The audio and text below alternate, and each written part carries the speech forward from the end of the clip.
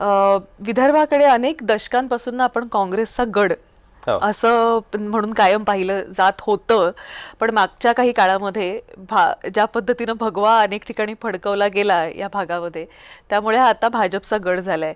हे हे चित्र कसं बदललं, काय सांगाल त्याबद्दल? मूळ तर असं आहे की हे चित्र आधी 2009 मध्ये, त्याच्या आधी 2004 मध्ये, 99 मध्ये जर तुम्ही निवडणुका बघितल्या तर सगळ्यात जास्त सीटा काँग्रेस पक्षाच्या या विदर्भातनं निवडून यायच्या. हो. आणि पहिला प्रचाराचा नारळ हा कायम काँग्रेसचा विदर्भातूनच फोडला जायचा. आणि विदर्भात हा गड होता.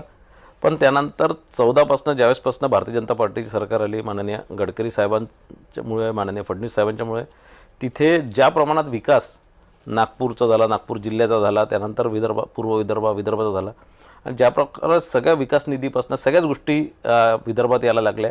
आणि म्हणून मला असं वाटतं की इथे हा कालांतराने लोकांनाही हे विश्वास झाला की भारतीय जनता पार्टी चांगलं काम करते, भारतीय जनता पार्टीचं संघटनही वाढलं, आणि म्हणून आज हा काँग्रेसचा गड नाही झाला, हा भारतीय जनता पार्टीचा भगवा गड झालेला आहे.